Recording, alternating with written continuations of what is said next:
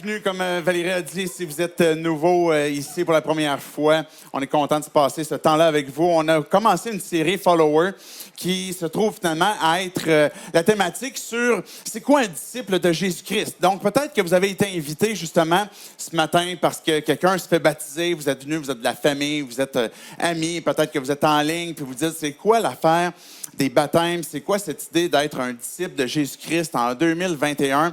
Qu'est-ce qui leur a passé par la tête? Donc, la série Follower a ça comme objectif que de voir justement c'est quoi l'anatomie d'un follower, ça ressemble à quoi, ça sert à quoi, ça change quoi dans sa vie. Et on parle des bras ce matin, qui est le symbole d'accueil. Donc, déjà, en début de parcours, je vous lis un texte de Matthieu 7, les versets 1 à 5 et aussi le verset 12. Matthieu 7, les versets 1 à 5. C'est Jésus qui parle dans le sermon, ce qu'on appelle le sermon sur la montagne, un discours que Jésus a fait qui a introduit les réalités, je vais l'appeler comme ça, les réalités du royaume, son royaume, le royaume de Dieu. Et comment est-ce que ça venait avoir un impact dans la vie de ceux qui vivent sur terre. Et c'est la raison pour laquelle Jésus est venu nous parler. Entre autres, au verset 1, je vous lis les versets 1 à 5 de Matthieu 7. « Ne jugez pas afin de ne pas être jugés, car on vous jugera de la même manière que vous aurez jugé, et on utilisera pour vous la mesure dont vous serez servis. Pourquoi vois-tu la paille qui est dans l'œil de ton frère et ne remarques-tu pas la poutre qui est dans ton œil? Ou comment peux-tu dire à ton frère, laisse-moi enlever la paille de ton œil, alors que toi, tu as une poutre dans le tien? Hypocrite, enlève d'abord la poutre de ton œil, alors tu verras clair pour retirer la paille de l'œil de ton frère. » Verset 12, « Tout ce que vous voudriez que les hommes fassent pour vous, vous aussi faites-le de même pour eux, car c'est ce qu'enseigne la loi et les prophètes. » On a dit que c'était un dimanche de baptême. Le baptême, c'est quoi? Dans notre contexte québécois, le baptême, c'est souvent comme un rite qui suit la naissance, parce qu'on est une société traditionnellement catholique. Et quand on a un bébé, même si on n'est pas pratiquant, plusieurs d'entre nous, on va apporter des fois notre bébé, c'est peut-être encore dans vos valeurs familiales pour faire baptiser votre bébé. Et ça implique quoi? Ça veut dire quoi? Au-delà de notre contexte québécois, qu'on va faire une espèce de rite religieux qui, après ça, ne changera pas grand-chose nécessairement pour la plupart d'entre nous. Une fois que notre bébé a été baptisé, ou si on a été baptisé bébé, ça ne fait pas de nous nécessairement un meilleur follower, meilleur chrétien. Mais n'empêche que ce concept de baptême n'a pas été inventé par la religion. Quelqu'un qui a décidé, comme le catholicisme, qui a décidé on va faire des baptêmes parce que ça pourrait être un bon rite, mais réellement parce que c'est quelque chose qui se trouve à être dans la Bible. Maintenant, c'est quoi ce contexte de baptême que l'on peut trouver dans la Bible? Plusieurs églises évangéliques pratiquent le baptême. En fait, toutes les églises évangéliques vont pratiquer aussi le baptême. Et chez ces églises-là, protestantes, évangéliques, il y a différentes façons de pratiquer aussi le baptême. Si vous êtes d'un arrière-plan, par exemple, réformé, peut-être que pour vous, ça va être aussi de baptiser les bébés. Pas nécessairement comme les catholiques vont faire, qui est un sacrement pour pouvoir aller au ciel, mais plutôt comme un signe de l'alliance. Donc, si vous êtes, par exemple, dans une autre forme d'église évangélique, mais ça va peut-être être des baptêmes où ce que vous allez entendre des témoignages. Plusieurs des églises, des gens qui vont se faire baptiser, ils vont raconter un peu leur parcours, leur cheminement, pourquoi est-ce qu'ils ont décidé de croire en Jésus et puis pourquoi est-ce qu'ils ont décidé de se faire baptiser. Donc, plusieurs églises vont avoir cette pratique-là qui est une pratique intéressante parce que ça donne l'occasion d'entendre des témoignages, des vies transformées. Dans notre contexte, ici à 180, la façon qu'on pratique le baptême, on ne demande pas aux gens de faire un témoignage, de raconter leur histoire, quoique ça leur est possible s'ils veulent le faire. Mais ce que l'on fait, c'est qu'on explique c'est quoi le baptême, c'est quoi l'Évangile, et qu'après ça, quand ils sont dans l'eau, on leur pose des questions s'ils sont d'accord avec ces affirmations-là. Est-ce que tu crois que tu avais besoin d'un sauveur pour le pardon de tes péchés? Est-ce que tu crois que Jésus-Christ, le Fils de Dieu, le Fils unique, a été donné pour qu'il soit ton sauveur? Et est-ce que tu veux témoigner de ta foi devant les gens qui sont là pour suivre Christ. Et quand ils affirment oui à ça, qu'ils croient à l'Évangile, qu'ils croient que Jésus est mort pour pardonner leurs péchés, mais sur cette base-là, sur l'affirmation de leur foi, ben, on les baptise au nom du Père, du Fils et du Saint-Esprit, selon ce que Jésus nous a demandé. Donc, le baptême est quelque chose qu'on pratique ici aussi à 180 parce que c'est quelque chose qui fait partie intégrante des followers, de suivre Christ en obéissant à ce pas d'obéissance pour se faire baptiser. Maintenant, notre conviction ici, c'est que, par exemple, les gens qu'on voit dans les Écritures qui se font baptiser sont des gens qui sont capables de professer leur foi. Donc, c'est des gens qui sont, même s'ils sont enfants, mais ils sont capables de dire, OK, oui, moi je crois, puis je suis capable de répondre à oui à ces questions-là. Donc, ce n'est pas un parent qui prend la place de l'enfant. Et puis, il n'y a pas personne ici qui est poussé dans l'autre force. Donc, c'est vraiment une profession de foi qui est libre, qui est volontaire, qui n'a pas été forcée par personne. Et puis, que la personne qui va dire, moi, je me fais baptiser, c'est parce que, de façon personnelle, délibérée, a choisi de suivre Christ. Parce que c'est ce qu'on voit dans les Écritures. Maintenant, quand on regarde aussi dans la Bible, ben la notion de baptême, littéralement, baptizo, c'est immerger. Donc, quand on baptise les gens, on utilise plus que vous voyez comme le gros baptistère. C'est pas juste parce qu'on aime ça que ça soit encombrant, puis qu'on manque déjà de place, puis on s'est dit, oh, on va mettre comme un gros, on peut se contenter de juste des gouttes. Ben, en fait, l'idée d'immerger, c'est la symbolique elle-même du baptême. Parce que quand on est en train d'obéir à ce que Jésus nous a demandé, de se faire baptiser, c'est qu'on est en train de s'identifier à ce que Jésus a fait. Il est mort pour nos péchés. 3 jours après, il est ressuscité pour attester, pour confirmer le fait qu'il était celui qui pouvait donner la vie, remonter au ciel. Et quand on s'est fait baptiser, bien, on est en train de s'associer à ce que Jésus a fait pour dire, OK, ma vie, maintenant, elle est morte avec Jésus-Christ. Et on est enseveli dans l'eau. Et comme Jésus-Christ est ressuscité, on ressort la personne de l'eau pour symboliser justement la nouvelle vie qu'il y a en Jésus-Christ. Et ce moment-là est, oui, une image de ce que Christ a fait pour nous, mais c'est aussi un engagement de dire, je veux suivre Christ. Ça devient un marqueur dans notre vie où on peut se souvenir que voici le moment où ce que j'ai cru, je l'ai vécu, je l'ai montré. La foi est quelque chose d'invisible. Mais la façon qu'on va révéler notre foi, bien, ça va être justement en suivant ce que Christ nous a demandé. Et puis, le baptême, bien, la façon aussi qu'on le pratique ici, c'est que c'est quelque chose qui se fait dans le début de la vie chrétienne. Quand que je dis, je place ma foi en Jésus, je crois que c'est lui qui pouvait me sauver, j'ai besoin du pardon des péchés, puis je crois que c'est lui, le Fils de Dieu, qui va devenir mon maître et que moi, je deviens son follower, c'est le premier pas d'obéissance que le follower va faire. Fait qu'on n'attend pas que d'avoir une vie où, OK, je vais tout régler, je vais essayer de comme moins sacrer, je vais essayer de moins consommer des choses qui détruisent ma vie. Je crois que j'ai besoin du pardon des péchés. C'est lui que je veux suivre. Je vais m'identifier avec lui, puis voici le début de ma marche avec Christ. Et par la suite, bien évidemment, Dieu nous accompagne. Parce que si on n'a pas été capable de se sauver soi-même, parce que ça fait partie intégrante de ce que c'est le message de l'Évangile, c'est qu'on n'est pas capable de satisfaire les exigences de Dieu parfaitement, sinon il faut que Dieu nous donne sa justice, qu'il nous donne son pardon. Et si ça, on a reconnu comme quoi que j'ai besoin de ça, je veux le suivre, je me repens puis je me fais baptiser, bien, tout le long aussi de ma marche avec Dieu, je vais me souvenir que j'ai besoin encore de sa grâce. J'ai besoin encore de son intervention. Il y a des aspects dans ma vie qui ne sont pas encore dénoués, puis j'ai besoin que Dieu me donne la victoire là-dessus. Donc, voici c'est quoi l'explication du baptême dans les grandes lignes. C'est aussi un moment de célébration.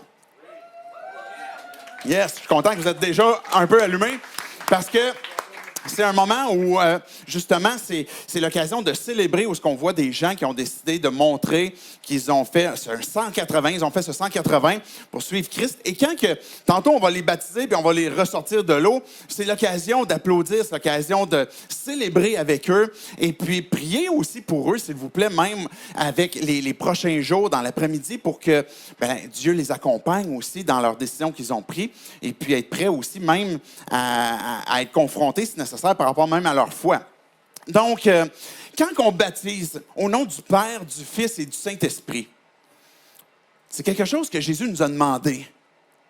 Et le fait que d'être baptisé en son nom, le nom du Père, du Fils et du Saint-Esprit, ça nous révèle que Dieu est en train de nous intégrer dans sa famille. Il est en train de nous donner son nom. Il est en train de nous dire, « T'es mon enfant ». Et quand on est des disciples, on se souvient que, justement, on fait partie de la communauté et puis qu'on a ces bras qui vont permettre à accueillir, intégrer et puis de servir aussi la communauté. Et ce que je veux relever ce matin dans l'aspect du follower, c'est justement cet aspect de communion ou de communauté que l'on a parce que quand on est intégré dans la famille de Dieu, qu'on le veuille ou non, il n'y a pas personne qui passe un vote là-dessus, on fait partie de la famille de Dieu. Et vous êtes des frères et des sœurs parce qu'on a un même Père. On a un même Sauveur. Et ce qui nous unit, c'est le lien du sang. Le lien du sang de notre Sauveur Jésus-Christ, qui est mort pour nous. Et puis qu'à cause de lui, on a obtenu le pardon des péchés. Et puis c'est la raison pour laquelle on peut être appelé des frères et des sœurs. Quand on pense à Dieu, baptisé au nom du Père, du Fils et du Saint-Esprit. Dieu est lui-même une Trinité. Dieu est lui-même une communauté. Et cette idée de Trinité, il y en a qui vont dire, le mot n'est pas dans la Bible, mais le concept est très évident. Puis justement, cette phrase où ce que Jésus a dit, baptisez-les au nom du Père, du Fils et du Saint-Esprit, on voit que le Père est Dieu, le Fils est Dieu, le Saint-Esprit est Dieu. C'est trois personnes distinctes, mais qui forment un seul Dieu. Et il y a une communauté au sein des trois personnes de Dieu. Et Dieu est le concepteur, parce que c'est dans sa nature, de la communauté. Vous me suivez jusque-là? Et ça, Dieu a dit, c'est tellement cool la communauté, là, que je vais créer l'humanité pour faire partie de ma communauté. Pour faire partie de la communauté. On a été tissés. Là, peut-être que tu te dis, OK, c'est parce que moi, je suis un introverti. J'aime pas tant que ça les foules. J'aime pas tant que ça le monde. J'aime ça quand c'est plus restreint. Mais malgré tout, parce que je sais que je suis un introverti, moi aussi. Là. Je suis en avant, je parle, mais je suis introverti. Je demanderai à ma femme. Malgré tout, on sait très bien qu'on n'est pas fait pour l'isolement. On n'est pas fait pour être isolé, mais pour être intégré ultimement dans la communauté de Dieu. C'est la raison pour laquelle il nous a créés à son image. Qu'on puisse interagir avec, qu'on puisse avoir une relation vraie et authentique. Et quand Dieu a créé cette communauté qui est l'Église, parce qu'il nous a permis d'être sauvés, de pouvoir obtenir le pardon de nos péchés, on est aussi non seulement en relation avec Dieu, parce qu'on va dire, puis c'est vrai quand on va dire, OK, le christianisme n'est pas une religion comme telle, c'est une relation. C'est vrai. C'est vrai que c'est une relation. Ce n'est pas des rites où, à force de rites, on va gagner la faveur de Dieu. Mais c'est plus qu'une relation personnelle avec Dieu, c'est aussi une relation communautaire avec son Église. C'est aussi une relation de communion avec son Église. Et ça fait partie des vérités que Dieu il veut nous intégrer.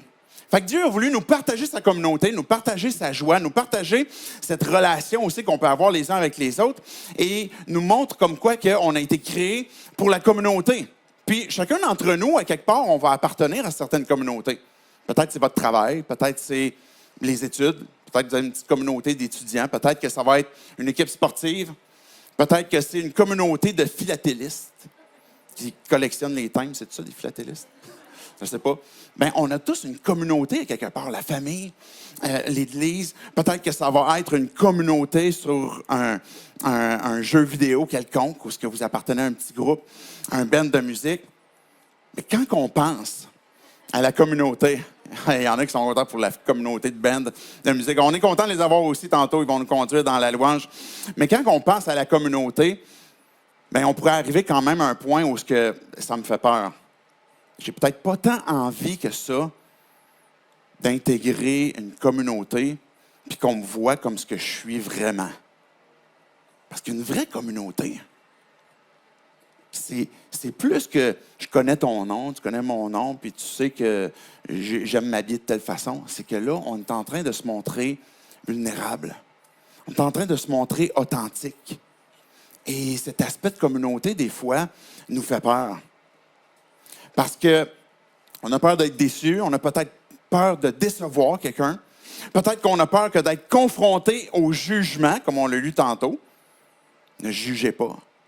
Fait qu'on a peur de peut-être pas bien s'entendre avec les gens qui sont là, de pas être connu ou reconnu pour ce que l'on est. Il pourrait y avoir différentes craintes. Mais n'empêche que l'Église, c'est plus qu'un rassemblement du dimanche matin. L'Église, c'est plus qu'un événement un dimanche matin ou une réunion de prière le dimanche soir. L'Église, c'est une famille, des frères et des sœurs qui partagent la même foi en Jésus-Christ parce qu'ils ont reconnu ce besoin que d'être pardonnés puis de suivre. Okay, il y en a qu'il faut que tu emmènes à ça. Vous êtes d'accord avec ça? L'Église, c'est plus qu'un bâtiment, c'est plus que des pierres. L'Église, c'est plus que des bancs d'église. L'Église, c'est plus que des rites où on mange la communion, où on va faire différentes choses. L'Église, c'est une communauté. Et quand on est un follower de Jésus-Christ, ben nécessairement, les bras du follower vont embrasser, vont étreindre l'Église parce que ça fait partie du plan de Dieu. Maintenant, j'aimerais vous donner 3 moyens pour embrasser la communauté chrétienne, selon le texte qu'on a vu tantôt. La première des choses, versets 1 et 2, ça dit « Ne jugez pas afin de ne pas être jugés, car on vous jugera de la même manière que vous aurez jugé, et on utilisera pour vous la mesure dont vous vous serez servi. » Le premier moyen pour embrasser la communauté, c'est commence par obéir aux règles du royaume. Ça, je ne sais pas si ça a rentré trop sévère, là, mais commence par obéir aux règles du royaume. Jésus il est clair sur ce qu'il dit. Ne jugez pas. Il n'a pas dit comme, va là, dans la communauté, à l'Église, puis assure-toi que les autres ne jugent pas. Mais non, ne juge pas. Fais-le pas. Prends pas cette air ou cette impression où ce que tu vas évaluer les capacités, les qualités, les intentions, les motivations des gens autour de toi en fonction de ce que tu perçois, de ce que tu vas évaluer. Parce que Jésus, il dit, tu vas être évalué ou jugé de la même mesure que tu auras aussi évalué. Fait qu'il y a aussi un élément de dissuasion où ce que je veux faire attention parce que Dieu, il est rigoureux dans ce qu'il nous demande de vivre pour la communauté. Si les 2 plus grands commandements, c'est « aime Dieu puis aime ton prochain », bien Jésus il va suivre ce qui est logique à « bien, juge pas » pour pas que toi-même, tu sois évalué selon ce que tu as jugé. Quand on parle de juger, ben il y a 3 mots, c'est pas juste pour vous donner comme des mots grecs, là, puis c'est comme ça fit bien dans un discours, mais ça donne un peu plus de relief, je vais le dire comme ça. Krino, qui est jugé. On a diakrino, qui est de discerner, et puis katakrino, qui est de condamner. Et ce que Dieu nous demande de faire, il nous demande certainement de discerner. On a besoin d'être capable de discerner entre le bien et le mal, de discerner est-ce que je suis en train de me faire abuser, est-ce que j'ai une circonstance devant moi, est-ce que je peux profiter pour faire du bien, etc. Mais il nous demande de ne pas condamner. L'Église est appelée aussi à évaluer, à prendre soin, entre frères et sœurs, on prend soin pour s'encourager à avancer. Et quand il y en a un qui décide de reculer et de dire « OK, je suis tanné puis je décide de revenir à une ancienne pratique que je sais que Dieu ne veut pas pour ma vie », mais là, l'Église va prendre soin pour dire « Tu as besoin que d'être entouré, tu as besoin que d'abandonner tel péché qui est en train de te détruire présentement, puis on veut t'accompagner. » L'Église est appelée à voir à l'intérieur pour prendre soin dans le but de faire des disciples. discipliner. C'est un peu ça l'idée. Mais Dieu nous appelle à ne pas condamner, à ne pas juger. Pour qu'on puisse embrasser la communauté, on a besoin de se rappeler de cette règle et se rappeler et de la pratiquer, que de ne pas juger selon ce que nous, on perçoit, et puis sur quoi est-ce qu'on aura envie de juger. Il y a plein de raisons sur lesquelles on peut juger. La façon dont vous éduquez vos enfants. Tu sais, vos enfants sont tellement tannants.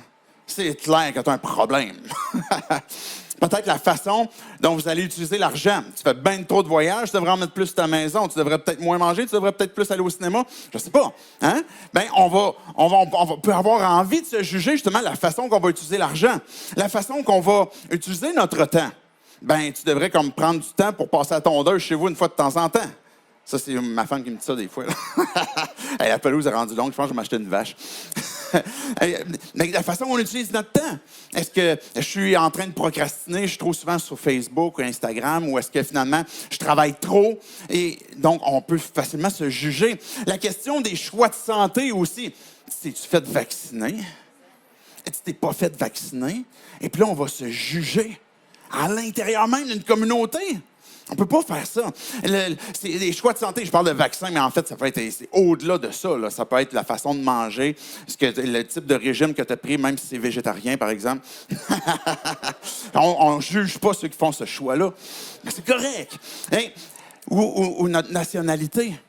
Bien, il y a plein de choses qui nous différencient. Notre façon dont on utilise l'argent, la façon qu'on élève nos enfants, la façon qu'on mange, peu importe. Il y a plein de choses qui nous différencient. Puis Dieu nous a créés différents. Dieu a créé sa communauté différente, avec plein de parties qui sont différentes. Et ça, c'est une bonne chose. Et quand on aime notre prochain, c'est qu'on est en train de regarder à ce qui nous unit. Pourquoi que c'est mon frère et c'est ma sœur, plutôt qu'à regarder ce que je peux l'amener à juger et puis à discriminer. Mais aussi, un deuxième moyen qu'on peut prendre pour embrasser la communauté. Le premier, ce que je disais, c'était de commencer par obéir aux règles du royaume. Puis le deuxième, c'est prends conscience de ton propre cœur. Parce que Jésus va dire au verset 3, « Pourquoi est-ce que tu vois la paille dans l'œil de ton frère et remarques-tu pas la poutre qui est dans ton œil? Ou comment peux-tu dire à ton frère, laisse-moi enlever la paille de ton œil alors que toi, tu as une poutre dans le tien? » Bien, Jésus, il utilise une hyperbole pour dire, « OK, tu vois la paille, là, tu vois la petite chose qui est dans l'œil de ton prochain, puis tu as une poutre dans ton œil, puis tu n'en prends pas conscience. » Jésus il dit que pour embrasser la communauté, ça commence par notre propre cœur, par aussi notre propre besoin de reconnaître que moi aussi, dans ma vie, il y a des choses qui ont besoin d'être arrachées. Il y a des choses qui ont besoin d'être enlevées.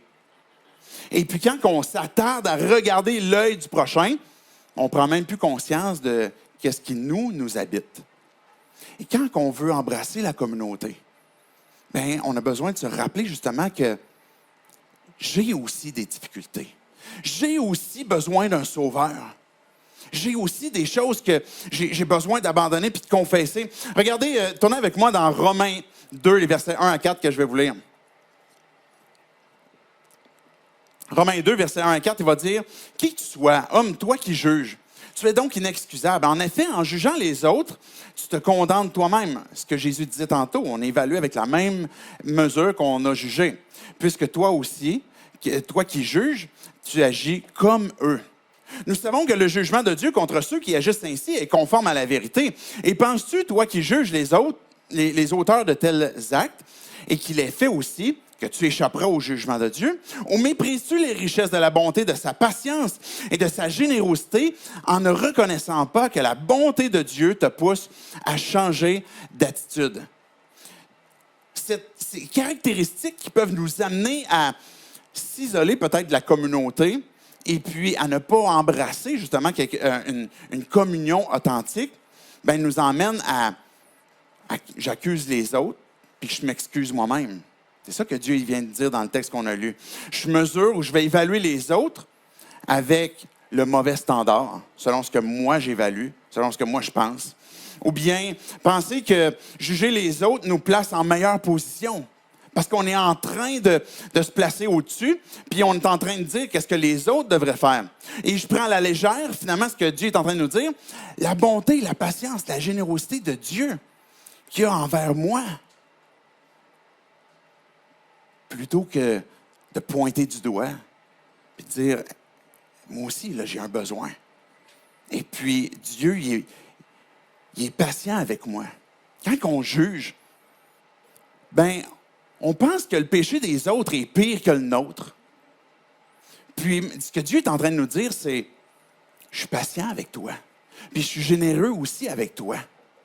Et quand on veut embrasser la communauté, et puis intégrer justement l'Église, puis de vivre quelque chose qui est authentique, c'est de se souvenir de son propre cœur, qui lui aussi a besoin d'être pris en charge par Dieu. Mais le troisième moyen, et je conclue par ça, c'est de tendre les bras pour aider. Tends les bras pour aider. Verset 5, Jésus, il dit, et puis il ne mange pas ses mots, « Hypocrite, enlève d'abord la poudre de ton œil, et alors tu verras clair pour retirer la paille de l'œil de ton frère. » Je me souviens, à un moment donné, j'étais une job d'étudiant. À l'époque, les jobs d'étudiant, c'était tough.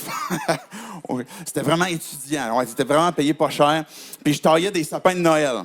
Et puis, je me souviens, à un moment donné, j'ai taillé un sapin, ça se faisait à la machette. Là, fait qu'à la fin de l'été, on avait comme un bras bionique. C'était comme vraiment disproportionné, un bras qui est vraiment shapé, puis l'autre qui est de la misère à lever à la pinte de lait. Et je me souviens qu'à un moment donné, j'ai coupé un sapin, puis là, il y a une goutte de sève qui est partie, puis qui m'est tombée dans l'œil. À l'instant, mon œil s'est fermé. Je n'ai jamais eu de quoi dans l'œil qui m'a fait autant souffrir que ça. Là. Je m'en souviens encore comme si c'était hier. Là. Mon œil, je pourrais essayer de forcer pour l'ouvrir. J'aurais jamais été capable. Là. Tous les muscles de mon être s'étaient concertés pour dire « OK, on force pour fermer l'œil. OK, on rouvre plus ça. Il ne faut plus qu'il rentre rien. » Et là, mon œil pleurait, puis ça faisait mal. C'était atroce. Ça a duré comme ça pendant de longues minutes, jusqu'à temps que je sois capable d'ouvrir un peu mon œil et puis de voir c'est quoi qui était rentré, puis avec la souffrance que j'avais eue. Puis là, ce qui est arrivé, c'est que je me souviens encore, comme 1 ou 2 jours après, c'était le contremaître qui nous supervisait. C'est lui qui a reçu la goutte dans l'œil. Et là, je pouvais comprendre ce qu'il vivait. Je savais qu'est-ce qui était en train de passer à travers, puis comment est-ce que c'était souffrant pour lui. Jésus, il dit, si tu commences par enlever la poutre de ton œil, tu vas savoir, et tu vas voir clair, mais tu vas savoir aussi comment aider. Parce que c'est délicat. J'ai jamais enlevé une poutre de mon œil, bien que Jésus me dise j'en ai une, là, mais enlever une vraie poutre, quand on a vu la délicatesse que ça prend, Jésus il dit, c'est comme ça que tu vas pouvoir prendre soin. Parce que tu vas avoir expérimenté. Tu vas avoir compris qu'est-ce que chaque personne, chaque follower a besoin. Qui a besoin peut-être de l'aide pour retirer aussi ce qu'il y a dans l'œil de l'autre. Je me souviens quand j'ai des choses, des fois comme ça, qui sont prises, mettons, par des rénovations, quoi que ce soit. Des fois, j'ai besoin de l'aide de ma femme, puis avec comme un petit Q-tip ou un petit coin de Kleenex, essayer d'enlever. Et puis, on le sait comment c'est délicat. Mais à ce moment-là, on sait comment prendre soin puis comment faire du bien. Mais Jésus va poursuivre au verset 12 qu'on a lu aussi. Tout ce que vous voudriez que les hommes fassent pour vous, vous aussi faites-le de même pour eux. Car c'est ce qu'enseigne la loi et les prophètes. Aimer son prochain, que de prendre soin, que de tendre les bras pour accueillir et puis embrasser. Je vous fais 2 citations de Romains 14. Romains 14, verset 4, ça dit « Qui es-tu pour juger le serviteur d'un autre? Qu'il tienne bon ou qu'il tombe, cela regarde son Seigneur. Mais il tiendra bon car Dieu a le pouvoir de l'affermir. » Au verset 10, il va dire « Mais toi, pourquoi juges-tu ton frère? » Je ne sais pas si vous avez remarqué, il y a beaucoup de redondance. Hein? Il y a vraiment une insistance sur « Voici ce qui brise la communauté, de juger. » Pourquoi est-ce que tu juges ton frère? Ou toi, pourquoi méprises-tu ton frère? Nous comparaîtrons tous, en effet, devant le tribunal de Christ, car il est écrit, « Je suis vivant, dit le Seigneur, chacun pliera les genoux devant moi, et toute langue rendra gloire à Dieu. Ainsi donc, chacun de nous rendra compte à Dieu pour lui-même. » Donc, on a chacun d'entre nous à prendre soin et se souvenir que Dieu prend soin aussi de mon frère, de ma sœur. Puis que chacun aura à rendre compte et que ça me ramène moi-même à mon propre cœur aussi à prendre soin. Chacun d'entre nous, peu importe votre arrière-plan, on a une histoire similaire. Si vous avez grandi dans une famille, par exemple, chrétienne, avec des parents présents, aimants, qui vous donnaient ce qui était bon, mais qui vous aussi ne donnaient pas toujours ce que vous demandiez, qui ont payé vos études, qui vous ont accompagné, vous êtes allé à l'église, vous avez fait tout au long de votre vie, la majorité du temps, des bons choix. Vous avez rencontré l'homme ou la femme de vos rêves, de votre vie, qui croit aussi, vous partagez la même foi, vous vous êtes mariés, puis les deux, vous étiez vierges. Et là, vous partagez la vie ensemble. Peut-être que c'est votre histoire.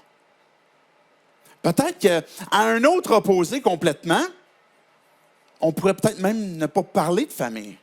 Peut-être que vous n'avez pas connu votre père. Peut-être que votre mère ne vous a pas donné ce que vous aviez de besoin. Peut-être qu'elle vous donnait toujours ce que vous demandiez. Peut-être que vous avez eu beaucoup de difficultés à l'école. Plusieurs choix que vous avez faits, vous les comprenez aujourd'hui comme quoi que ça n'a pas toujours été des bons choix. Vous avez vécu beaucoup de conséquences. Vous avez rencontré peut-être un homme, ou deux hommes, ou trois hommes, ou peut-être d'autres femmes que vous ne pouvez pas nécessairement dire que c'est l'homme ou la femme de votre vie, puis vous ne vous souvenez même pas, peut-être à l'âge que vous avez perdu votre virginité. Peut-être que dans cet autre extrême, vous avez un contexte qui n'a pas été idéal. Ou peut-être qu'à nos yeux humains, vous avez été dans un contexte qui était vraiment idéal. Mais quoi qu'il en soit, quand on comprend que j'ai besoin d'un sauveur, parce que je fais moi aussi des péchés, mais on réalise tout d'un coup qu'on a la même histoire. Parce qu'il n'y a pas personne d'entre nous, même si tu as été dans un contexte idéal, qui a fait que tu as pu gagner ton ciel puis que tu as pu être réconcilié avec Dieu. Ou si tu as été dans l'autre extrême complètement, il n'y a personne d'entre nous qui peut dire « J'ai trop fait de conneries pour que Dieu puisse me pardonner. » Mais que j'ai obtenu le pardon des péchés parce que même si j'avais un contexte idéal, je sais qu'est-ce que mon cœur contient. Que ce soit de l'orgueil, que ce soit de l'hypocrisie, que ce soit du mensonge, que ce soit de la tromperie. Je sais que ça, je ne peux pas le cacher devant Dieu. Ou bien que j'ai fait tout ce que j'ai voulu, j'ai vécu, et puis j'ai fait beaucoup de conneries, mais je sais que Dieu, il est prêt à me pardonner. Parce que Dieu prouve son amour envers nous. Parce que lorsque nous étions encore des pécheurs, même le pire ou ce qu'on pourrait imaginer, amen. Christ est mort pour nous. On a la même histoire que quand on devient des followers, puis qu'on embrasse la communauté, qu'on devient des frères et des sœurs, il n'y a pas personne d'entre nous qui peut se penser meilleur qu'un autre. Parce que chacun d'entre nous, on a besoin d'un sauveur. On a besoin du pardon pour nos péchés. On a la même histoire, similaire, oui, dans des contextes différents. Puis sans dénigrer un ou l'autre, on a besoin justement de ce même pardon, puis de la même mission. Quand on devient un follower de Jésus-Christ, puis Dieu a fait de nous ses enfants, puis que Dieu utilise sa communauté, puis qu'il nous demande d'embrasser la communauté, juge pas, prends soin de ton cœur, puis prends soin des autres, et intègre la communauté. Puis une relation, quelque chose qui va devenir vrai et authentique, puis que tu vas aller au-delà des blocages des fois qui t'ont dérangé, peut-être qui t'ont fait du mal, puis que là, tu vas apprendre toi aussi à pardonner, à être patient, à prendre soin, à demander pardon, à te laisser accompagner quand quelqu'un vient te reprocher de « J'aimerais pouvoir t'aider parce que je vois quelque chose qui te détruit actuellement d'un choix que tu es en train de faire. » Puis que je me rends vulnérable je suis prêt à ce qu'on prenne soin de moi aussi. Puis cette même mission où chacun d'entre nous, qui avons placé notre foi en Jésus-Christ pour le pardon de nos péchés, puis qu'on est devenus des followers, on est des ambassadeurs pour la réconciliation. Peu importe ton passé, peu importe ton âge, peu importe ton sexe, peu importe ce que tu as vécu avant, peu importe ce que tu vas vivre, tu es un ambassadeur là où tu es. Que tu es un étudiant, que tu es un missionnaire, que tu es au travail, que tu es à la retraite, que tu es hospitalisé, peu importe. On est des ambassadeurs pour la réconciliation. Et ça ne fait pas de nous, tout le monde, des preachers. Et ce que Dieu me demande, moi, c'est cet appel que je fais là maintenant. Mais Dieu te demande à toi quelque chose d'autre et de briller là où tu es pour être cet ambassadeur pour la réconciliation et puis de partager cette vie qui est disponible justement en Jésus-Christ. Voici l'encouragement que je crois que Dieu nous donne quand on place notre foi en Dieu, que d'embrasser la communauté et puis d'être prêt à faire un pas d'obéissance, un pas de foi. Peut-être passer par-dessus certaines craintes que l'on a. Mais c'est un défi aussi que j'aimerais qu'on se lance. Parce que une communauté, c'est plus qu'un groupe Facebook. C'est plus qu'une page qu'on suit. Une communauté, il y a quelque chose de viscéral.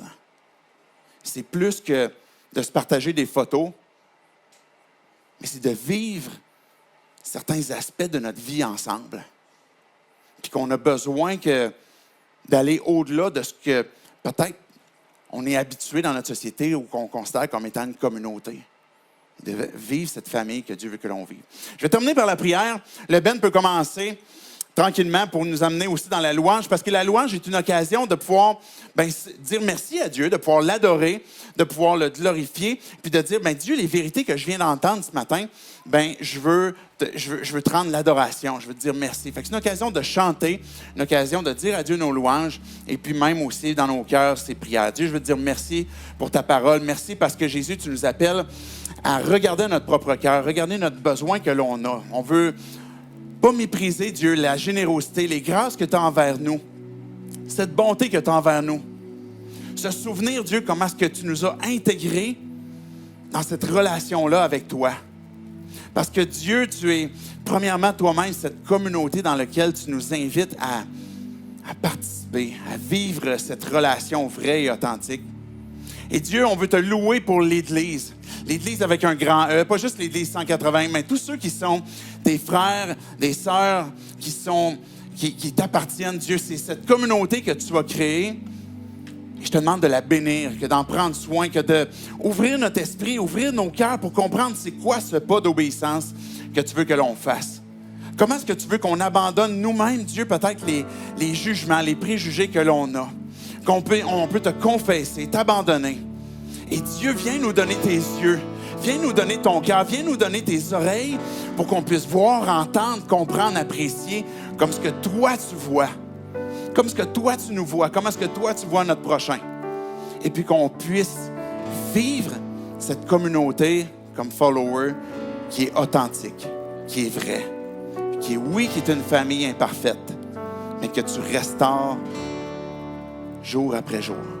C'est en ton nom, Jésus, qu'on fait ces choses. Amen.